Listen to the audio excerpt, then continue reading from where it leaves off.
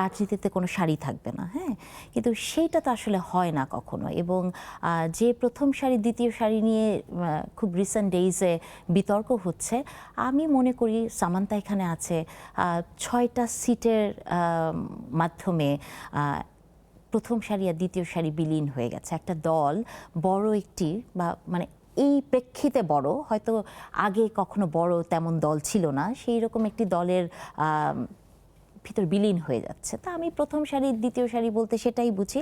তবে আমি এখন পর্যন্ত মনে করি মান্নু ভাই যে রাজনীতিতে আমরা যে স্বপ্নগুলো দেখেছিলাম, এই স্বপ্নটা যখন এনসিপি তৈরি হয়েছিল আমরা কিন্তু সবাই ভেবেছিলাম যে এনসিপি প্রথম সারির দল হয়ে থাকবে।